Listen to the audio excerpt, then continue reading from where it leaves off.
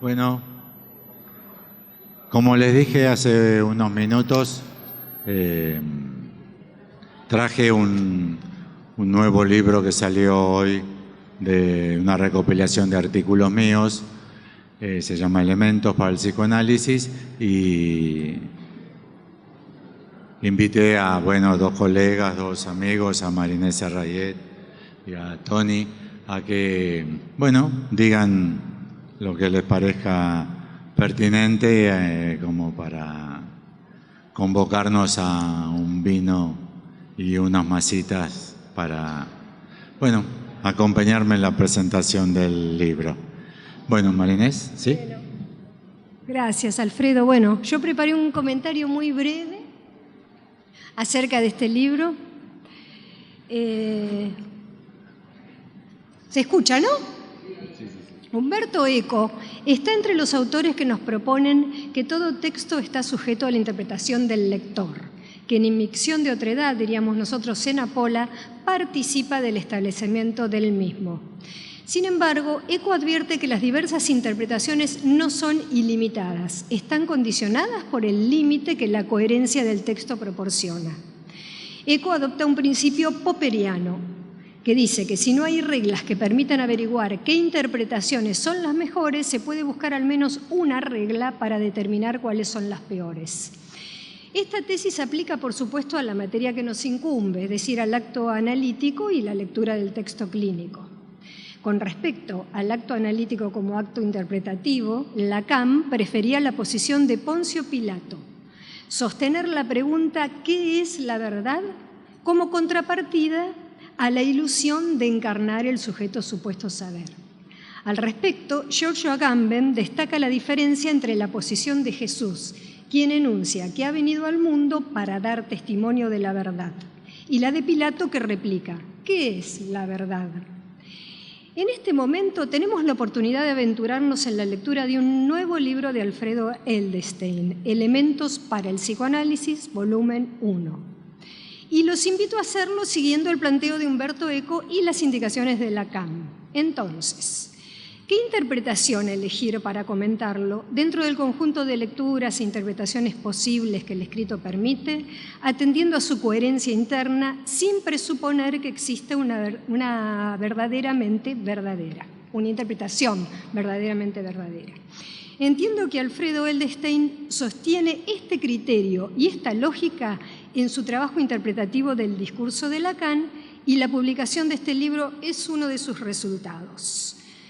Bueno, en primer lugar voy a tomar su título, al igual que mi compañero, que después lo van a escuchar. Voy a tomar su título como una brújula que orienta el sentido y la perspectiva de un trabajo cuyo producto es un libro que consiste en una serie o compilación de artículos que se relacionan entre sí como los elementos de un conjunto estructurado. Desde este punto de vista, cada artículo, con su fecha y contexto de publicación original, pasaría a funcionar en este libro como un elemento que compone un sistema, como un elemento o como un material, que vendría a ser un sinónimo de elemento, porque materiales es el subtítulo del libro, Elementos para el Psicoanálisis, volumen 1, materiales. Y me interesaría acotar que también material, una de las acepciones de material en el diccionario de la Real Academia, además de elemento, de materia, de componente, es la documentación que sirve como base para un trabajo intelectual.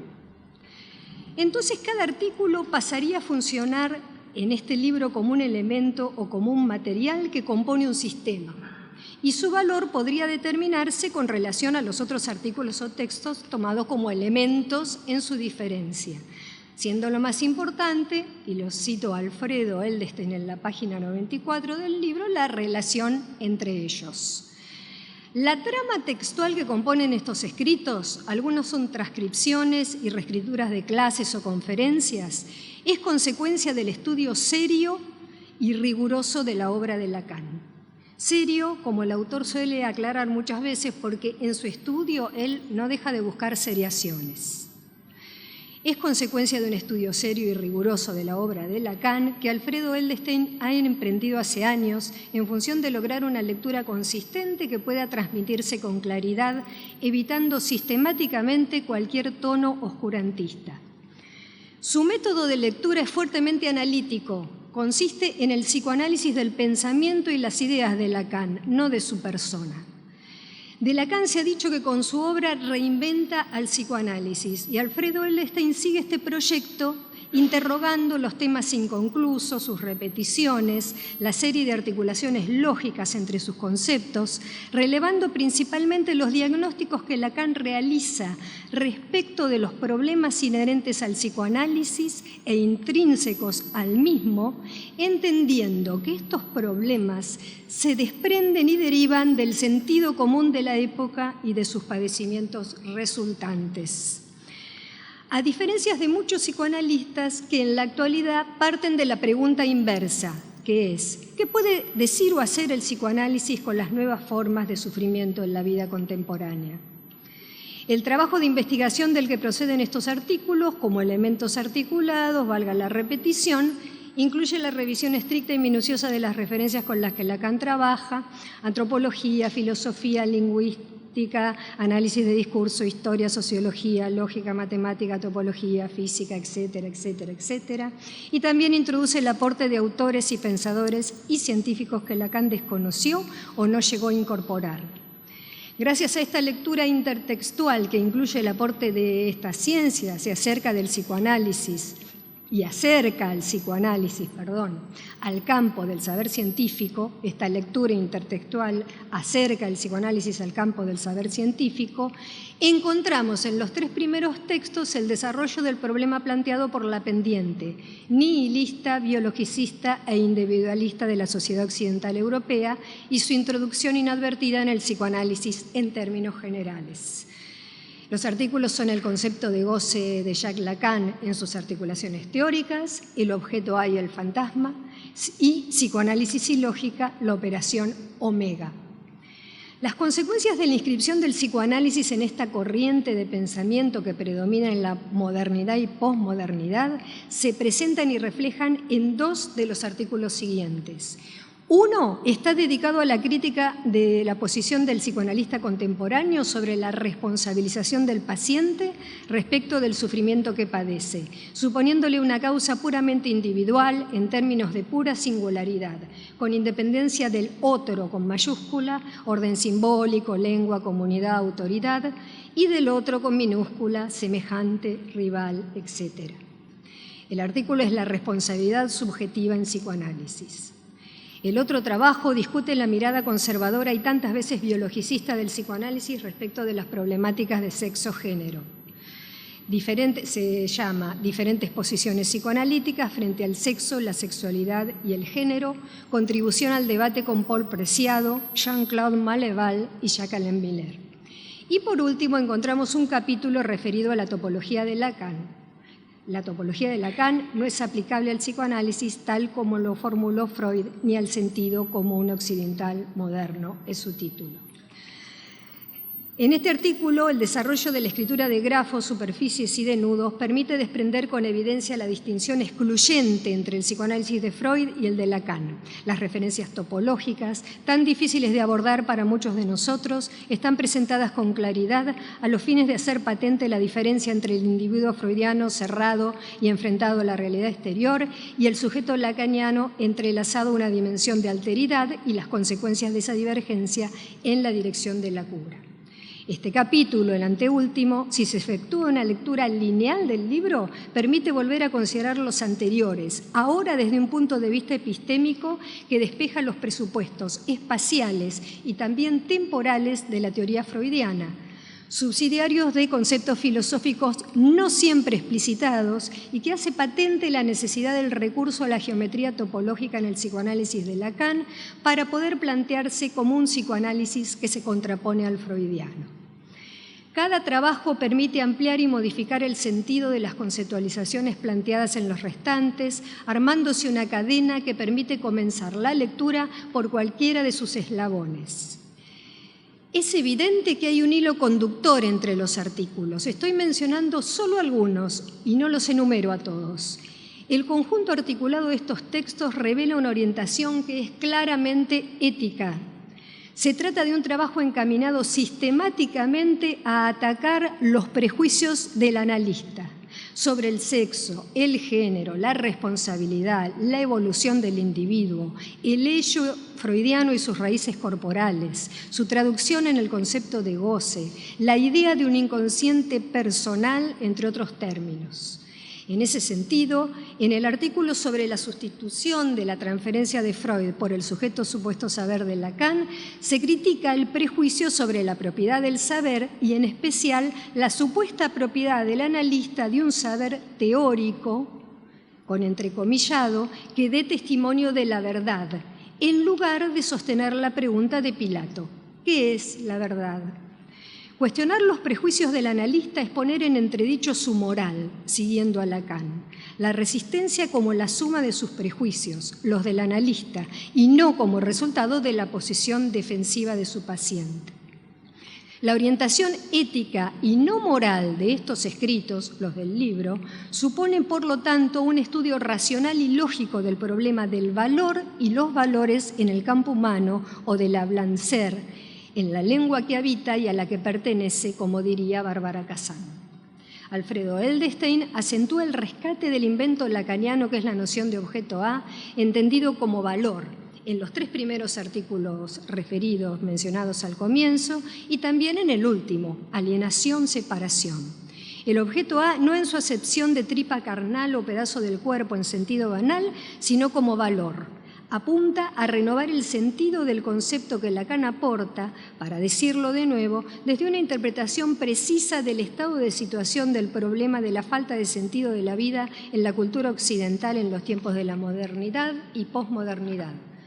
Este aporte, el objeto A, puro vacío, como pérdida de identidad, pero también como deseo del otro tomado como objeto, permite pensar un psicoanálisis cuya ética encamine una clínica que recupere el vacío común al sujeto y al otro, como orden simbólico, y al otro como representante o encarnación de esta distancia, contra la pendiente propia de la cultura actual y del sentido común psicoanalítico, muchas veces pesimista, que supone en la dirección de las curas la existencia de una esencia individual cuyo carácter es corporal, a la que hay que despojar de cualquier condición de alteridad, reforzando la pendiente al aislamiento. Es con este enfoque ético que los textos articulados en este nuevo libro de Alfredo Edelstein se combinan en el armado de otra vuelta en la reinvención de otro psicoanálisis que se inaugura a partir de Lacan y que se renueva con estos elementos. Así que todos los que no alcanzaron a comprarlo porque se agotó y no lo van a encontrar en la mesa, lo van a tener que pedir, si los logré interesar, lo van a tener que ir a buscar a Letra Viva o lo van a tener que pedir a Letra Viva en internet y lo compran online, le llega en 48 horas. Gracias, María.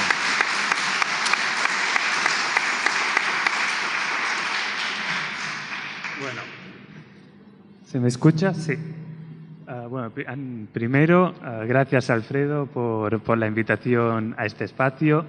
Y asimismo considero que es un momento adecuado también para agradecer la forma en que sostienes y compartes el saber. Creo que en este momento de jornadas, después de la conferencia, creo que es adecuado.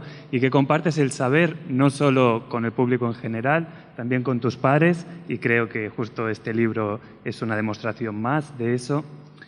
Cuando me invitaron a participar de esta mesa pensé, bueno, estaremos agotados después de tantas horas de presentaciones, de escuchar, incluso también de hacerlas.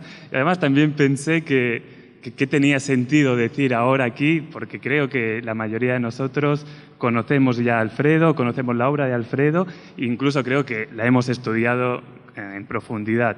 O sea que me voy a limitar a exponer algunas ideas de carácter reflexivo, a ver si sirve de preámbulo para invitar a la lectura del libro. Es un libro distinto a los otros de Alfredo porque no tiene un tema en específico, sino que es la reunión de distintos artículos, que bien ha presentado María Inés, de distintos artículos que van desde el 2006 hasta el 2020. Aún así, lo leía y me preguntaba y notaba que había algo, ¿no?, que lo agrupaba, una intención, un gesto, un estilo, una lectura, un recorte. El título del libro, que en realidad son dos, porque son 2 volúmenes, este es el primero, es Elementos para el psicoanálisis.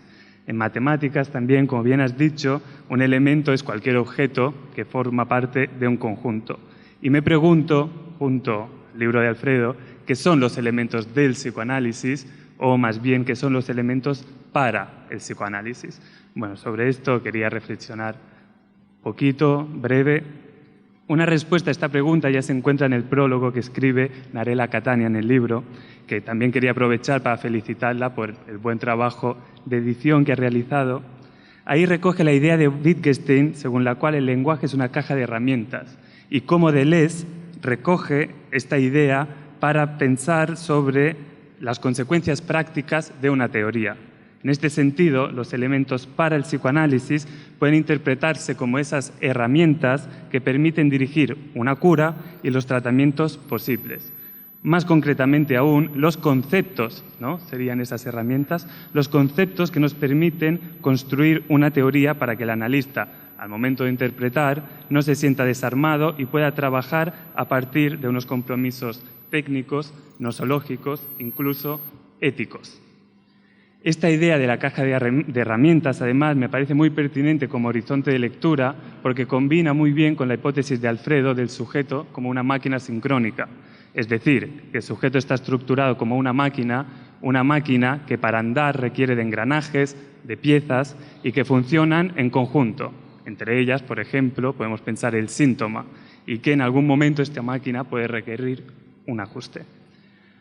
Entonces, un elemento, en este sentido, más o menos, a grosso modo, es la parte constitutiva de algo, un ingrediente, un componente, una pieza, una molécula. En la filosofía griega, por ejemplo, nos encontramos los 4 elementos de Empédocles: tierra, agua, aire, fuego. En química también nos encontramos la tabla periódica de los elementos de Mendeleev. Aún así, creo que hay una definición aún más adecuada para entender qué son los elementos para el psicoanálisis. El elemento definido como fundamento, medio o recurso necesario para algo. Una frase para poner de ejemplo de esta definición sería: me faltan elementos de análisis para comprender este texto complejo. Esta definición creo que aún puede ser más precisa. Y si pensamos en los fundamentos y los primeros principios de las artes y las ciencias. Ejemplos hay miles. En lógica podemos pensar silogismos, proposiciones, inferencias. En geometría euclidiana podríamos pensar el punto, la línea, el plano, el ángulo. Incluso si queremos estudiar música tendremos que aprender notas, escalas, acordes. De esto también es muy fácil viendo la historia del libro. Si repasamos podemos pensar 300 a.C. en los elementos de Euclides, en 1789 cómo Lavoisier publica los elementos de la química o el Tratado Elemental de la Química. También está 1838 Burlamagui publicando elementos del derecho natural, Auguste de Morgan 1847 elementos de aritmética y bueno, hay un largo etcétera que podríamos considerar. ¿Dónde quiero llegar, no? La pregunta era cuáles son entonces los elementos para el psicoanálisis y cómo este libro puede responder a esta pregunta. Y aquí quiero que notemos una cosa que me parece muy interesante. Yo creo que lo normal habría sido que el título fuera Elementos del psicoanálisis. Pero en cambio, el título es Elementos para el psicoanálisis. En este sentido, los artículos que constituyen este libro, para mí lo que constituyen realmente es un psicoanálisis de base. Y además, ahora, mientras escuchaba a María Inés, pensaba que es así en este sentido, porque también ha dado una definición de materiales. El subtítulo Materiales de este volumen es muy adecuado. ¿Qué quiero decir con un psicoanálisis de base? Para un psicoanálisis en sí mismo. Que cada artículo muestra los procedimientos por los cuales se alcanzan definiciones conceptuales, ideas o diagnósticos. Para esto son los elementos del psicoanálisis, no sus partes, sino el espíritu que debe encontrarse en cualquier investigador y clínico que se considere psicoanalista. Realmente creo que es esto lo que reúne cuando lees el libro, que hace que todos estos artículos de temáticas diversas tengan un sentido en su conjunto. ¿Por qué lo digo? Porque realmente elementos del psicoanálisis nos podría llevar a tener el horizonte de lectura que encontraríamos los elementos que constituyen el sujeto o el inconsciente o incluso el psicoanálisis, y creo que va a algo aún más elemental que eso. En este sentido, y ya concluyo, es un libro que mezcla la exigencia teórica de los artículos científicos con la tradición ensayística, muy rica en Argentina, por cierto, y con todo lo bueno que eso implica. Como nos tiene acostumbrado, a diferencia de los distintos libros que se encuentran en nuestro campo, con los bordes redondeados y con falta de filo, aquí se contestan las problemáticas del campo, de la cultura y la sociedad. Es un libro, en este sentido, que habla, pero que también escucha. Por esto es que es un psicoanálisis de base. Por supuesto, porque recorre los lugares elementales de la teoría psicoanalítica, pero también porque es un psicoanálisis orientado hacia las problemáticas y hacia el futuro. Los elementos para el psicoanálisis, entonces, más que las nociones y temas que lo atañen y lo conforman, se puede pensar también como la base requerida para investigar y practicar en nuestro mundo. Bueno, gracias.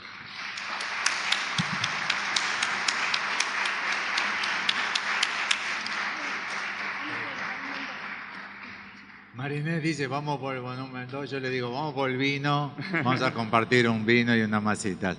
Muchas gracias por acompañarme.